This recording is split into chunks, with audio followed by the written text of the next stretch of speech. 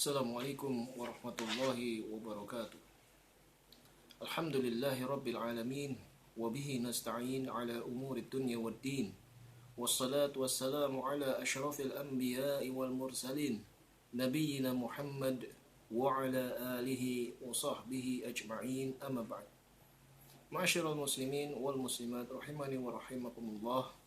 Alhamdulillah, kita berjumpa kembali pada kesempatan kali ini untuk melanjutkan kajian kita dengan tema bekal menyambut tamu istimewa, yang mana kita akan senantiasa membahas hadis-hadis seputar puasa dari kitab Usyam yang terdapat pada kitab Bulughul Maram karya Al-Imam Ibnu Hajar Al-Asqalani rahimahullahu ta'ala.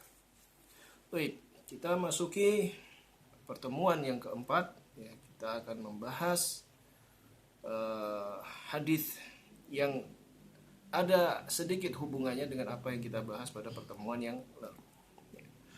Wa 'an Ibnu Umar radhiyallahu anhuma qala tara an-nasul hilal fa akhbartu Rasulullah sallallahu alaihi wasallam anni ra'aitu fa shama wa amara an-nasa bi siyamih. Dari Ibnu Umar radhiyallahu anhuma berkata, orang-orang berusaha melihat hilal. Lalu aku kabarkan kepada Rasulullah sallallahu alaihi wasallam bahwa aku telah melihatnya. Lalu beliau pun berpuasa, beliau sallallahu alaihi wasallam pun berpuasa dan memerintahkan orang-orang agar berpuasa.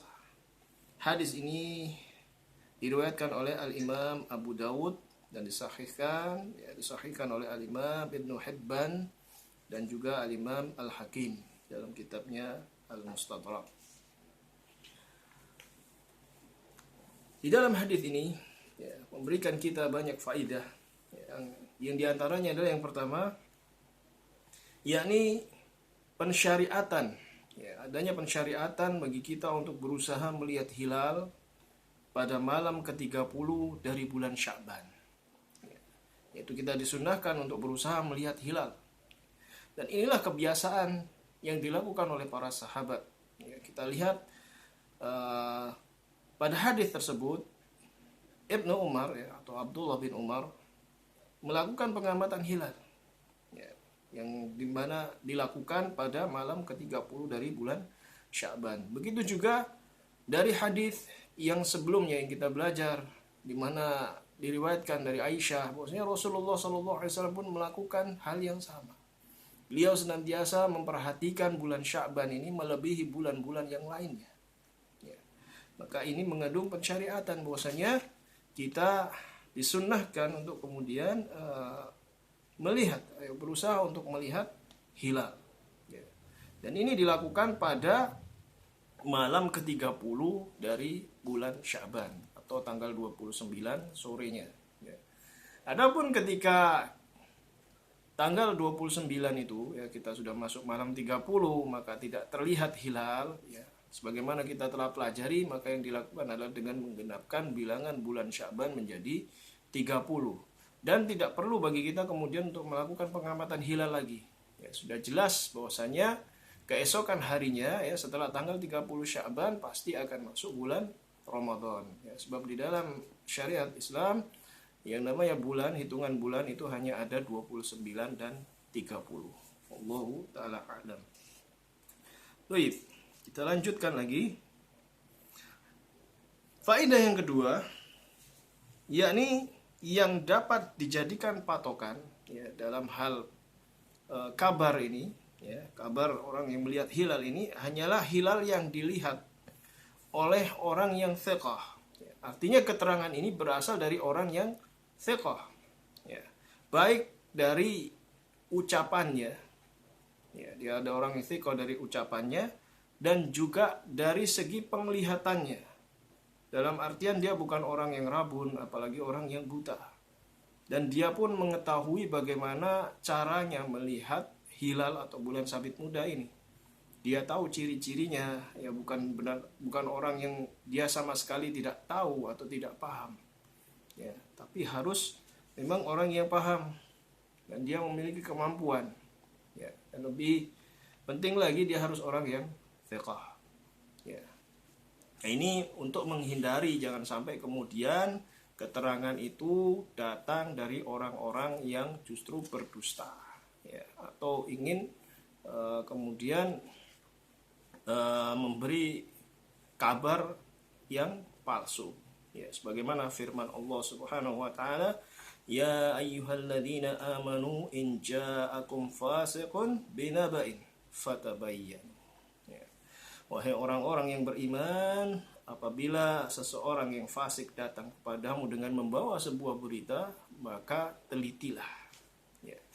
Dan hadis ini menguatkan, ya, menguatkan bahwasanya para sahabat, ya, seluruhnya itu adalah orang yang thiqah. Mereka adalah adil yang persaksian mereka bisa diterima. Ya. Wallahu taala alam. Kemudian faedah yang ketiga, yakni apabila, ya, orang tersebut telah melihat hilal, ada seseorang yang dia telah melihat hilal, maka hendaknya orang tersebut mengabarkannya kepada pihak yang berwenang. Ya, dalam hal ini misalkan Kementerian Agama ataupun pihak-pihak yang ditunjuk oleh pemerintah dalam hal melakukan pengamatan hilal. Ya. Apabila di antara mereka ini, ya, yang memang ditunjuk oleh pemerintah atau qadhi, ini tidak ada satupun yang kemudian melihat hilal. Ya. Kemudian ada orang yang dia datang, dia menyatakan bahwasanya dia melihat hilal. Ya. Nah, apabila persaksiannya dia diterima, ya, maka alhamdulillah.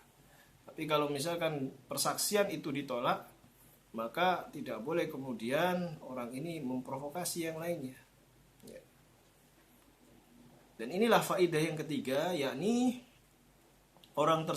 yang keempat, yakni orang tersebut wajib berpuasa dengan pengamatan hilal yang dilakukannya. Ya. Wajib bagi dia untuk berpuasa dengan pengamatan hilal yang dilakukannya. Dan dengan persaksian orang satu ini tadi, ya, dengan kabar yang disampaikan oleh satu orang yang melihat hilal, maka sebenarnya sudah ada kewajiban bagi yang lain, ya, bagi penduduk yang lainnya untuk berpuasa. Ya. Akan tetapi kembali lagi kepada ketetapan pemerintah. Apabila pemerintah sudah memfasilitasi dan keterangan dari orang ini tidak diterima, maka tetap kita mengikuti apa yang menjadi keputusan dari pemerintah. Ya, adapun penetapannya bisa saja ditetapkan berdasarkan keterangan dari satu orang. Ya, ini adalah diantara faedah yang bisa kita ambil dari hadis tersebut. Ya. Adapun masalah persaksian atau kabar dalam menetapkan hilal ini tadi, para ulama berbeda pendapat dalam hal kabar ini tadi. Ya. Bisa ditetapkan dengan satu kabar, ya, kabar dari satu orang saja ini sudah bisa. Ya, akan tetapi di sini ada perdebatan di antara para ulama, apakah orang ini hanya laki-laki saja ataukah sama kedudukannya antara laki-laki dengan wanita. Ya. Artinya apakah kalau memang ada misalkan satu orang wanita dia melihat hilal, apakah bisa diterima ataukah tidak. Ya.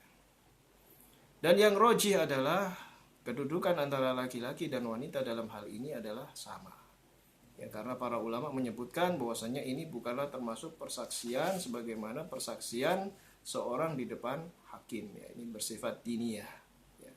Sebagaimana kita lihat periwayatan hadis, ada hadis yang diriwayatkan oleh sahabat, ya, laki-laki, ya, dari misalkan dari Abu Hurairah, ada dari Abu Sa'id Al-Khudri, ya, ada dari Ibnu Umar dan lain sebagainya, juga ada dari sahabiah, dari para sahabat-sahabat yang wanita seperti Aisyah radhiyallahu taala anha, ya.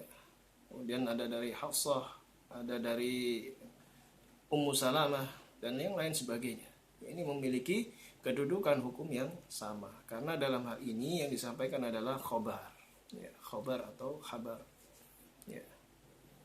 Maka tidak ada perbedaan di antara keduanya. Ya. Allahu taala alam.